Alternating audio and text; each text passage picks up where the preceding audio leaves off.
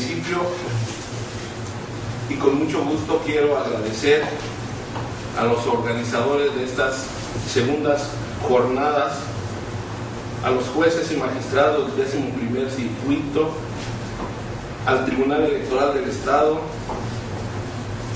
a la Casa de la Cultura Jurídica, ministro Felipe Tena Ramírez, y al Instituto Nacional de las Mujeres por convocarme a tener esta charla con ustedes. Para mí es un día especial porque, a pesar de que yo nací en Cualcomán, realmente Uruapan es mi segunda tierra, en la medida de que en esta bella ciudad yo cursé la primaria y la secundaria en la Federal número 1, precisamente a espaldas de este edificio. Entonces esto es lo que hace especial que el día de hoy se me haya dado la oportunidad de charlar con ustedes. El día de ayer, el ministro Cosío hablaba de una nueva forma de sentencia, hablaba de la sentencia corta. Yo comentaba con algunos compañeros sobre la trascendencia de esta nueva modalidad. Se dice que el juzgador debe aprender a realizar sentencias cortas, pero yo hacía la observación de que para mí sigue siendo un tema de forma más que de fondo. Comentaba que uno de los talones de Aquiles de la administración de justicia a través de los tiempos es la argumentación jurídica. Todos estamos conscientes que lo que se le pide al juez es que dicte sentencias justas. Cuando uno busca el concepto de justo y encuentra que justo en algunas definiciones es darle a cada quien lo suyo, sigue la siguiente pregunta: ¿y cómo le vamos a dar a cada quien lo suyo? ¿Cómo el juzgador puede llegar a dictar sentencias justas? ¿Bajo qué criterios? Evidentemente, en el romanticismo jurídico todos entenderíamos que es la pretensión y aspiración que deben tener todos los aplicadores del derecho. Sin embargo, necesitamos de criterios más objetivos para poder definir qué es una sentencia justa. Pues como decía Calamandré, de nada sirve que en el firmamento, en el mundo astral, estén las hermosas normas si al momento de que el aplicador va a resolver el problema jurídico no lo hace conforme a derecho. Para iniciar mi plática de la trascendencia de la argumentación, haré alusión a algunos pensamientos del brillante jurista Piero Calamandrei en su obra El elogio de los jueces. Él nos dice: por ello, el Estado siente como esencial el problema de la elección de los jueces, porque sabe que les confía un poder mortífero que, mal empleado, puede convertir en justa la injusticia, obligar a la majestad de la ley a hacerse paladín de la sinrazón e imprimir indeleblemente sobre la cándida inocencia el estigma sangriento que lo confundirá para siempre con el delito. Dice el autor: el derecho, mientras nadie lo perturba y lo contrasta, resulta invisible e impalpable como la salud, cuyo valor solo se conoce cuando nos damos cuenta de haberla perdido.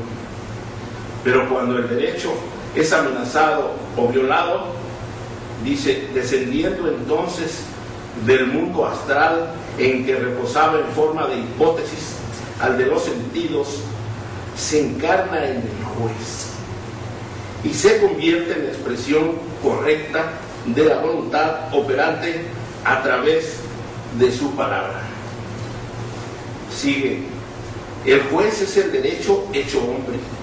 Solo de este hombre puedo esperar en la vida práctica la tutela que abstracta me promete la ley.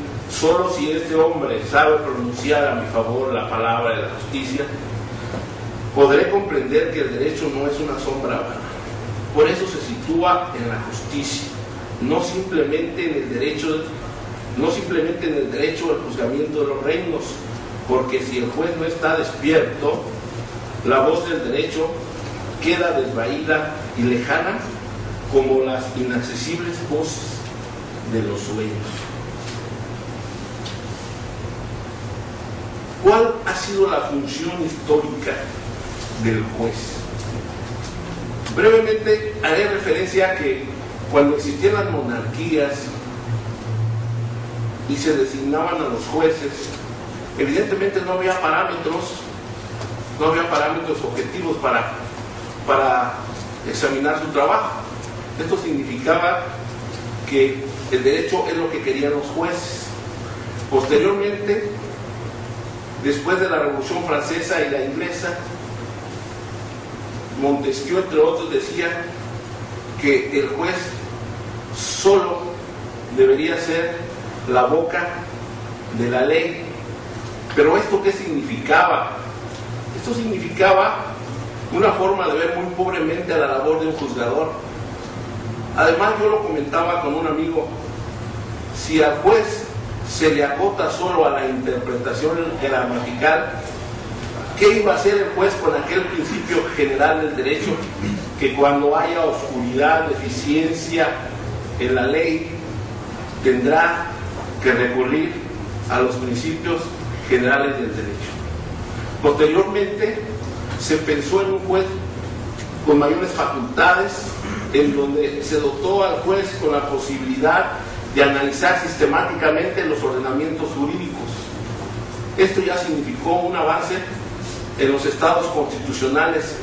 Sin embargo, todavía faltaba un avance. Cuando ya se facultó al juez para realizar interpretaciones funcionales en donde pudiera ver las consecuencias de la ley, la finalidad de la ley, para poder resolver los problemas jurídicos. Estamos ciertos todos los presentes que la velocidad del legislador no puede ser de tal intensidad como para llevar todos los supuestos que la realidad puede presentar a las normas jurídicas. ¿Qué quiere decir con ello? Que realmente el juzgador, en alguna etapa de su función, sí es creador de normas.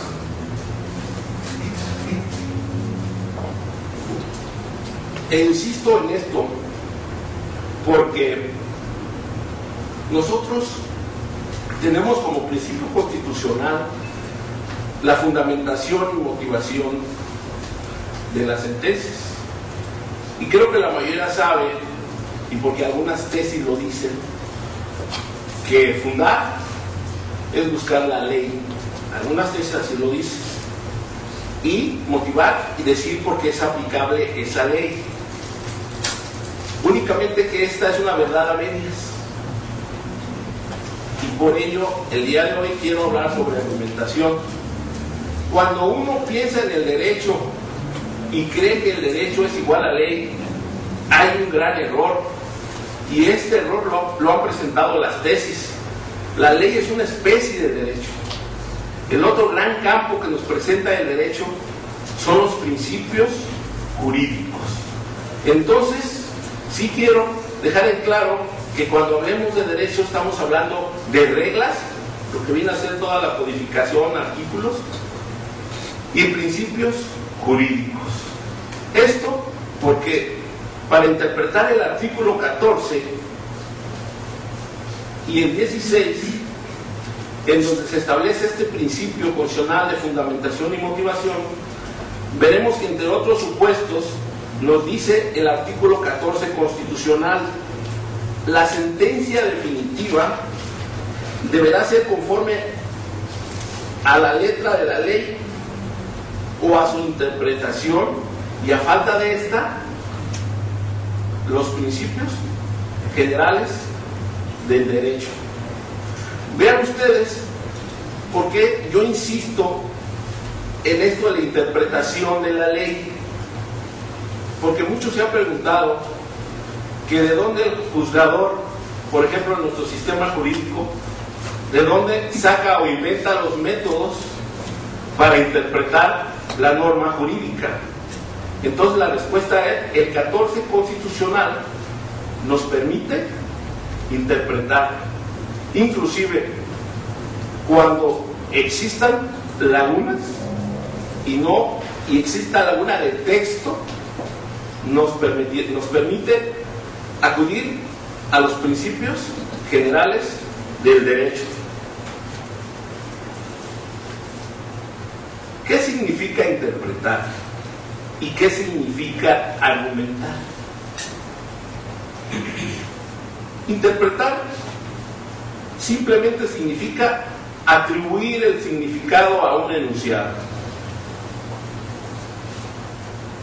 Y a veces el vicio que puede tener el operador jurídico o aplicador de la ley o de la norma es que la interpretación sea dogmática, es que esa interpretación carezca de las razones que sostengan su afirmación.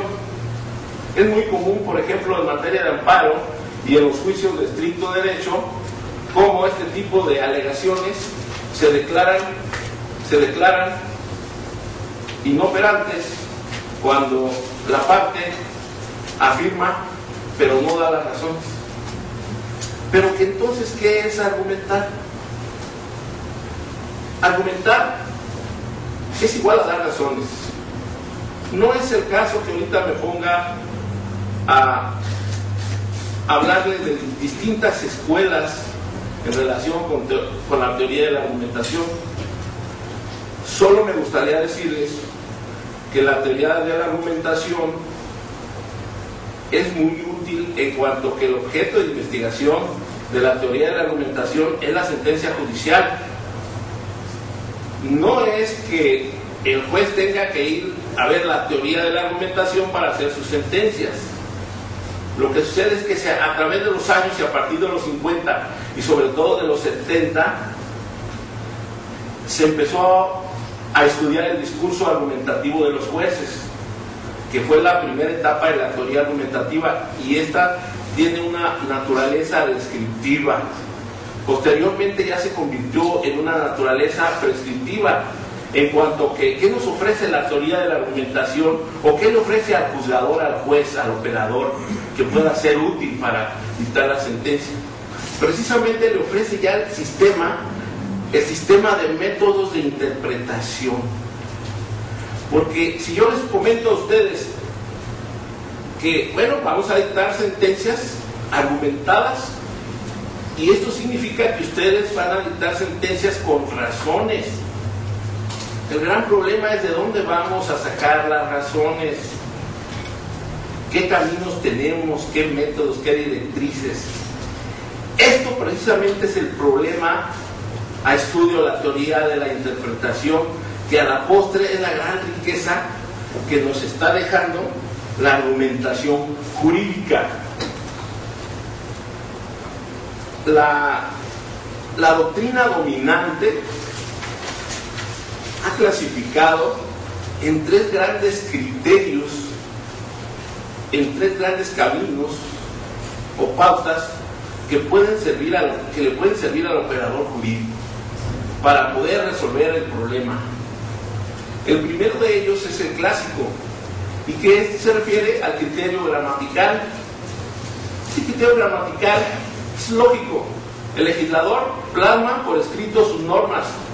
Este criterio obedece a que el juzgador deberá tener los conocimientos suficientes de sintáctica, de semántica, de las reglas gramaticales, para poder descubrir lo expresado por el legislador.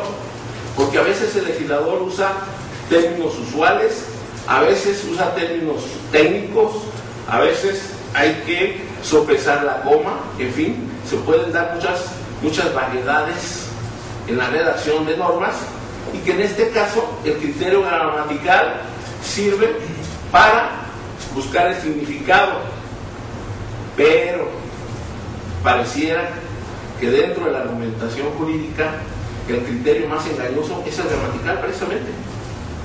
Por eso yo no me imagino en aquellos tiempos si existió un juez que solo fuera boca de la ley. Yo en lo personal no lo creo, porque ante tantos asuntos difíciles, ante lagunas de texto, ¿qué podría hacer un pobre juez si solo podría hacer la interpretación de texto? Aquí sí quiero aclarar una cosa. Dentro de la teoría del derecho se presume el principio, se establece, el principio de plenitud hermenéutica. ¿Qué significa este principio de plenitud hermenéutica? Que siempre hay soluciones en el campo del derecho. Las lagunas o las deficiencias en el texto no se presentan en el derecho, se presentan en el texto. Y esas lagunas, como veremos en algún ejemplo que les pondré, se podrán solucionar con argumentos como la analogía, como el argumento a contrario senso y los principios generales del derecho. Dentro de este criterio gramatical tenemos dos argumentos específicos. Un argumento específico es el argumento semántico, que más o menos con su propio nombre se entiende que se refiere a la gramática, al significado de las palabras, a la sintaxis. El legislador normalmente tendrá que ser cuidadoso de los conceptos que establecen los enunciados jurídicos. Pero hay otro argumento que luego no se le da el valor que tiene. Un argumento muy pequeño, pero que resuelve muchos problemas. Es el argumento a contrario senso. Creo que para todos es muy familiar decir a contrario senso. Este argumento se aplica así. Por ejemplo, el artículo 114, fracción cuarta de la Ley de Amparo establece que el amparo indirecto procede contra actos en juicio que tengan una ejecución de imposible reparación. Luego, a contrario senso, si estos actos no tienen esta naturaleza, el juez podrá desecharlos. Pero ¿qué es lo interesante de esto? Lo interesante es que la Ley de Amparo, en las causas de improcedencia, no existe un artículo que diga que el juicio de amparo es indirecto, que el juicio de amparo es improcedente cuando los actos no tengan esa naturaleza. O sea, que hay que reconocer que aquí estamos ante una laguna. No debemos tener miedo de decir, es que es una laguna, no, claro, una laguna de texto, en cuanto no existe una causa expresa. Entonces aquí usamos el argumento a contrario para integrar. Y entonces el juez, con este argumento, puede desechar la demanda cuando los actos no tienen esa naturaleza. Y vean ustedes qué breve es este argumento y cómo sí integra y da normas. ¿Sí? Bueno, seguiríamos con el criterio sistemático. Normalmente este criterio obedece a lo que es un sistema, a un orden. Siempre las normas, los enunciados jurídicos, el juzgador deberá tener cuidado de verlos en su contexto, verlos en su sistema, para poder establecer su significado. Y dentro de este sistema sistemático está el argumento sed en materia. El nombre pues, es raro, pero este argumento se refiere al lugar donde se encuentra la norma, se encuentra en incidentes, se encuentra en materia agraria, se encuentra en términos generales. Muchas veces donde se encuentra la norma nos sirve para buscar el significado. Está el argumento a rúbrica, rápidamente, este se refiere a la norma, se encuentra en qué título está. Y algunos otros argumentos que son menos trascendentes. Finalmente llegamos al criterio más difícil, al criterio donde yo creo que es donde el juzgador debe demostrar toda su potencialidad, toda su capacidad. Como comentábamos el día de ayer con algunos amigos, que el problema del derecho no es tanto que el que sabe derecho y lo aplica dolosamente y de manera corrupta. el derecho en su aplicación sufre más por el que no lo estudia y lo aplica negligentemente que por el que lo conoce y lo hace dolosamente. ¿Y por qué le digo de este criterio funcional? Porque en este criterio funcional están los argumentos torales para los asuntos difíciles. En este criterio encontramos el teleológico, que este teleológico, nadie me va a negar que la norma debe tener una finalidad. Claro que debe tener una finalidad la norma. A veces no es muy fácil encontrarla, pero a veces no. Tenemos el método histórico, en donde a veces los hechos pasados, las interpretaciones pasadas nos pueden servir para darle sentido al enunciado. Tenemos el argumento pragmático. Este argumento pragmático va a la utilidad, a las consecuencias de la norma, de lo que uno decide. Pero tenemos dos grandes argumentos que desde mi punto de vista están siendo muy descuidados en la práctica. Tenemos el argumento a partir de los principios. Este es un argumento hermoso. Tal vez es uno de los argumentos más importantes que en el derecho viene a significar como las venas. Conecta todo el sistema jurídico. Donde la ley no llega, tendremos que buscar los principios jurídicos. Tenemos otro argumento también descuidado, que es el argumento de autoridad. Cuando en la casa decíamos el respeto al argumento de autoridad del padre, pues en derecho también hay argumento de autoridad. ¿Y a quiénes vamos a respetar dentro del derecho? El aplicador, ¿a quiénes tiene que recurrir para lograr justificar su decisión? A la dogmática jurídica, a los tratadistas clásicos. Evidentemente siempre tendrá que respetar la experiencia de los estudiosos del derecho, que mucho van a servir a veces para encontrar el sentido de la norma. A mí me llama mucho la atención que en el Código Procesal de Michoacán, todavía en el actual, en el vigente, se establezca que los jueces no podrán insertar doctrina al momento de dictar la sentencia. Evidentemente sí les quiero dejar en claro que la doctrina no es una norma, pero sí se puede recurrir a ella en cuanto al desarrollo de los conceptos para establecer el sentido del enunciado. Más adelante les voy a poner unos ejemplos, pero aquí ahorita había un asunto de prescripción, en donde una prescripción positiva, en donde se tiene que acreditar la causa generadora, que la posesión sea por tanto tiempo, que sea pública, que sea continua y algún otro requisito. Sucede que en esa sentencia pierde primera instancia y pierde segunda. El problema era la valoración de la testimonial. La autoridad responsable sostenía que los testimonios ofrecidos por la parte actora eran ineficaces para acreditar los atributos para poder lograr la prescripción. Pero de manera especial nos llamó la atención que en relación con un atributo que es la posesión continua, decía es que el testigo no narra los 10 años, que haya estado los 10 años en posesión del inmueble. ¿Se imaginan ustedes dónde van a encontrar un testigo que pueda dar fe de 10 años de posesión? Estaríamos casi ante una prueba diabólica. Pareciera que esto riña hasta con el sentido común. ¿Qué se hizo en el colegiado? En el colegiado lo que se hizo fue acudir al argumento de autoridad.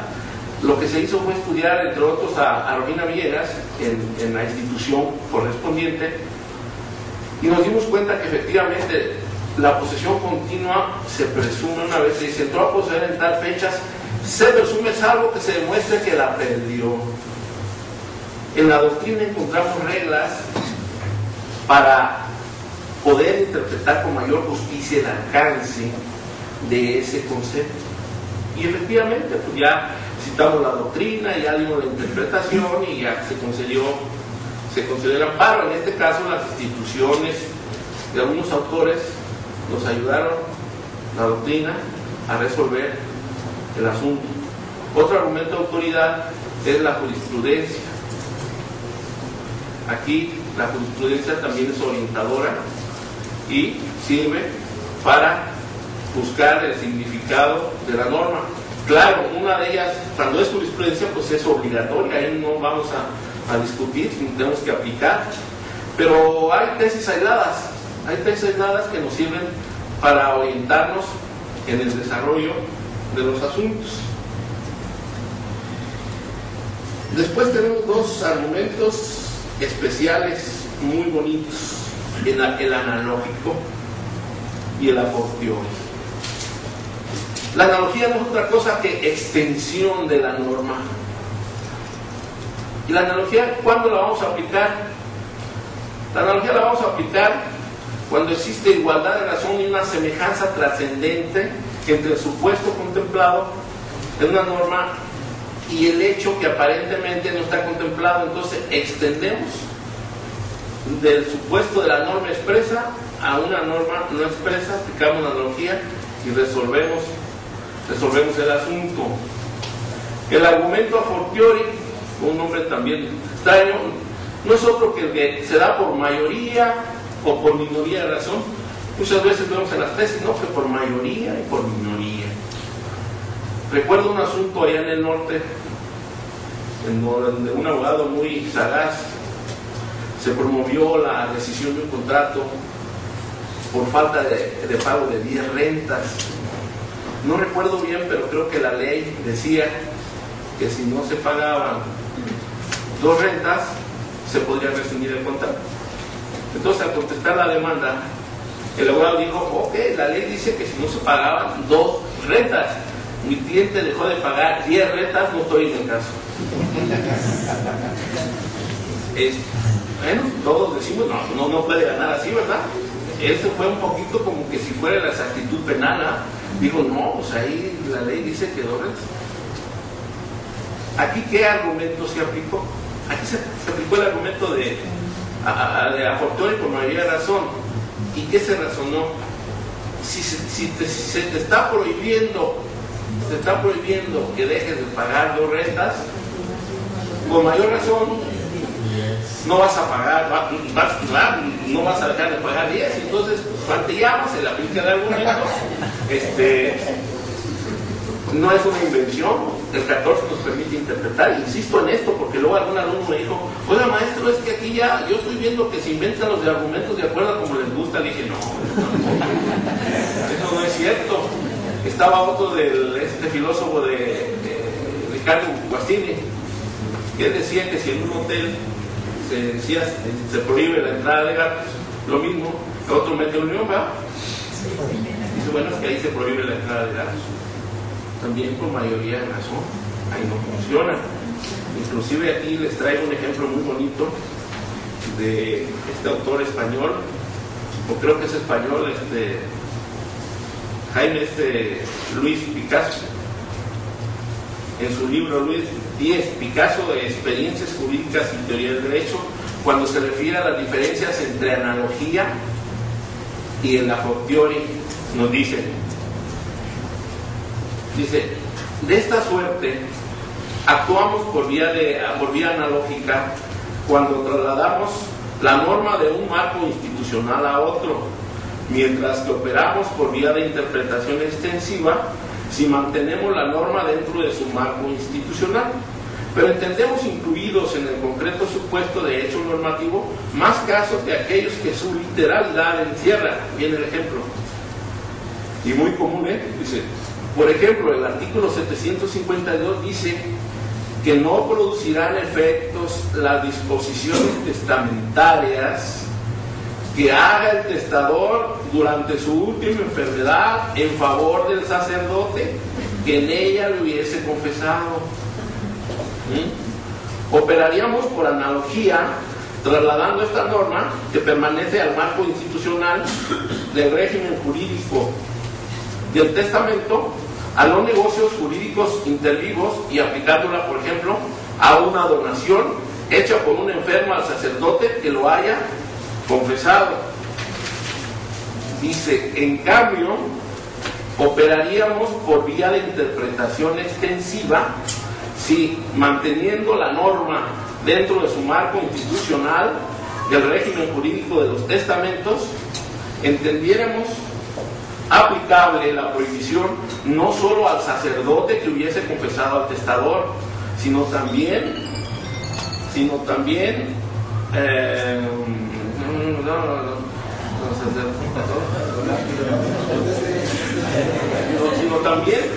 al sacerdote que sin haberle confesado le hubiese administrado el sacramento de la extrema unción, o que hubiese prestado al enfermo cualquier clase de auxilios o de consuelos espirituales. Entonces, como ven ustedes,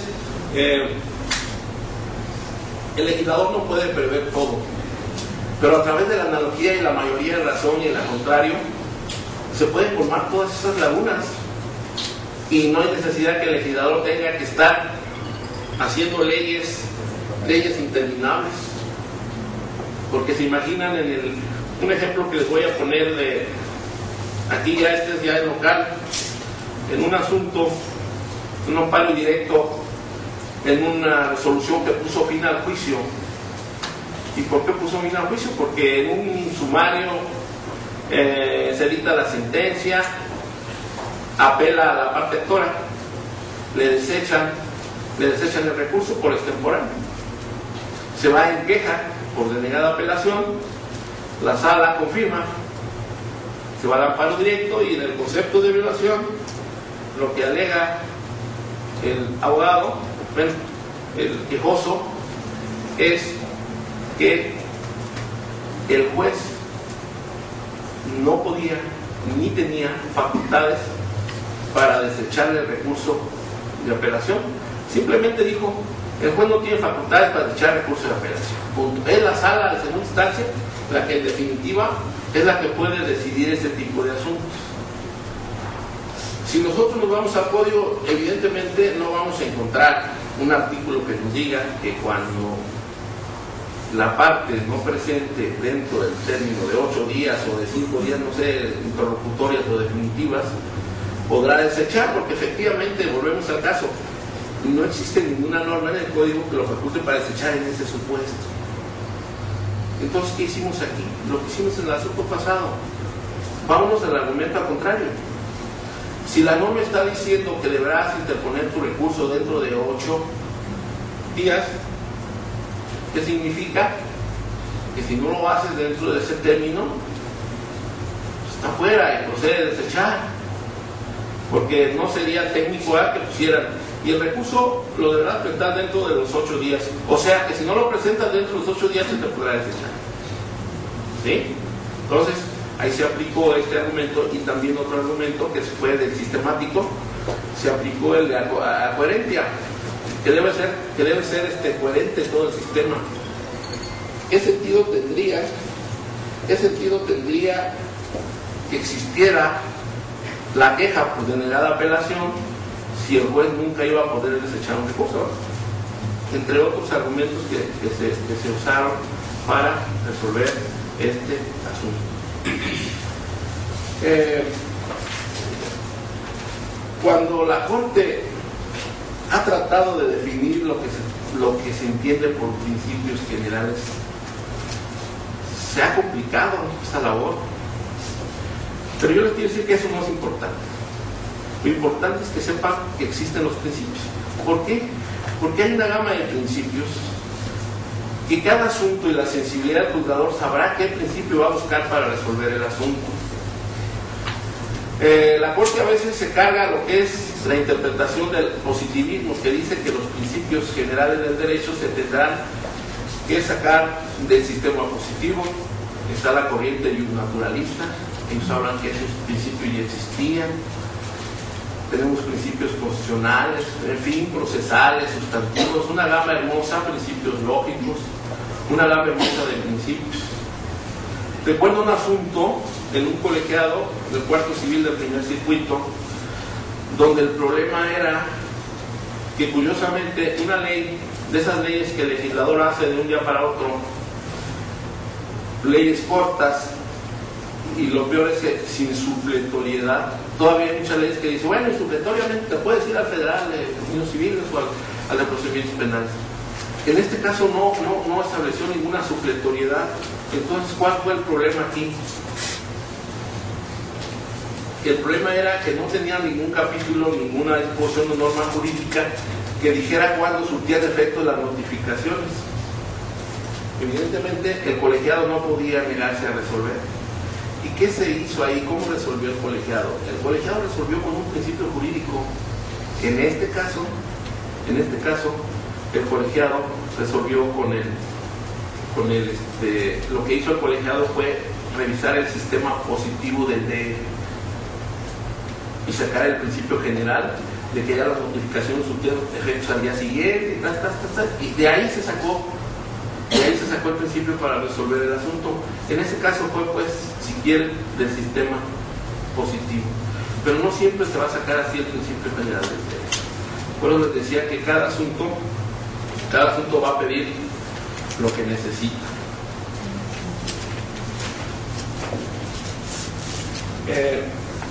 Hay otro ejemplo que quiero compartir con ustedes, pero este ejemplo ya es de la Corte. Se trata de una contradicción de tesis entre dos tribunales colegiados de Veracruz. ¿Cuál es el problema jurídico que motivó que este asunto llegara a la Corte? Que hay una norma jurídica ya en el estado de Veracruz en donde se establece una medida cautelar en juicios de alimentos, en donde los cónyuges que piden alimentos pueden pedir esa medida cautelar, que son los alimentos provisionales. Únicamente que esa norma establece que para poder pedir esa medida cautelar deberán acreditar su estado civil con las actas, con sus actas, ya sea de matrimonio, ya sea de nacimiento. Pero, ¿y cuál fue el problema? Que también en esa legislación sustantiva se les reconoce el derecho de los alimentos a los concubinos y a los hijos de los concubinos.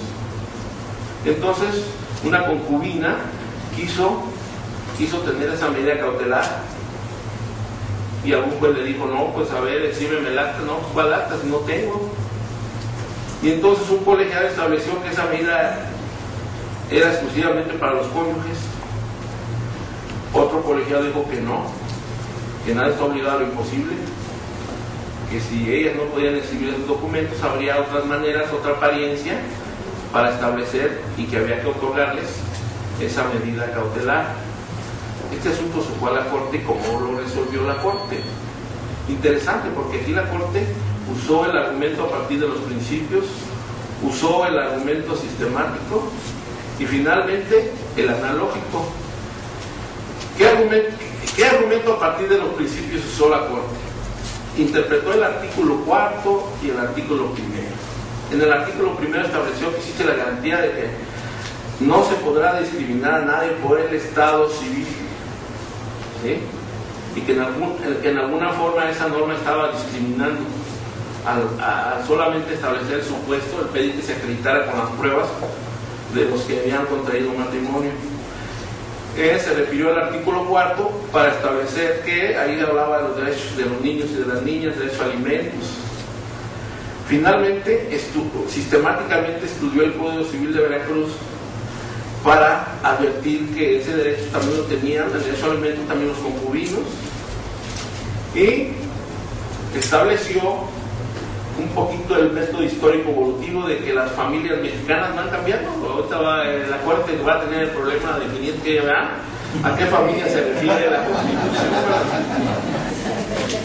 Y evidentemente que tendrá que usar una mentalidad abierta. Y vean ustedes, si yo les preguntara ahorita qué herramientas va a usar la Corte para resolver esta controversia o acción de inconstitucionalidad, va a ser interesante, porque va a tener que recurrir a valores, a principios, a muchas cosas, a la historia, a la evolución de la historia, a la historia estática, a la historia evolutiva, a muchas herramientas interpretativas para poder definir esta situación, ¿sí? Después dijo, bueno, sistemáticamente, si el Código Sustantivo acepta que les tienen derecho a los alimentos, entonces este Código Procesal no tiene por qué limitarles ese beneficio. Y al realizar la tesis, la primera sala usa la analogía para establecer otro supuesto el relativo a que los concubinos también bajo ciertos requisitos podrán pedir esta medida cautelar. Como ven, la argumentación sí es útil para buscar las razones, pero es útil siempre y cuando estemos conscientes de que existe y que estemos conscientes de que el derecho no solo es ley. La visión no sobre el derecho es igualarlo a la ley, es una especie, pero el campo más grande son los principios generales del derecho, y que yo lo siento como una veta de oro que todavía no se explota. Siento que vale la pena que el día de mañana se sistematice más este campo del derecho. Y finalmente, les traigo un ejemplo, sí ya de la doctrina en relación con los principios generales del derecho, pero creo que ya ha quedado. Este es un principio que lo establece Worthy en un caso de Elmer, no sé si lo recuerdas, Jaime, que establece que se hace un testamento, se le deja bienes a la esposa, a una hija y creo que al nieto. Finalmente el nieto mata al abuelo, pero en la ley positiva en Estados Unidos no tenían entre las causas de ingratitud para no heredar, no tenían esa causa. Entonces finalmente lo que dice el autor es que se tuvo que recurrir a la aplicación, ya lo encontré, a la aplicación de un principio general del derecho, para evitar que este homicida heredara buscando una sentencia justa. En fin, yo con esto termino. Mi súplica es que todos estamos obligados a conocer estos nuevos métodos de interpretación. Yo lo estoy hablando desde el juez, pero también desde que el que pide el derecho también está obligado. ¿Por qué? Porque precisamente en sus conceptos, en sus agravios, en su defensa, en su estrategia, con buenas interpretaciones, ayuda al juzgador, porque la carga no solo se la podemos echar al juzgador de que dicte sentencias justas. ¿Qué pasa si las torpezas de las partes no permiten que el juez llegue a dictar sentencias justas cuando no cumplen con sus cargas? Y sobre todo que actualmente todas tenemos los principios muy vigentes, el dispositivo que establece las cargas a las partes.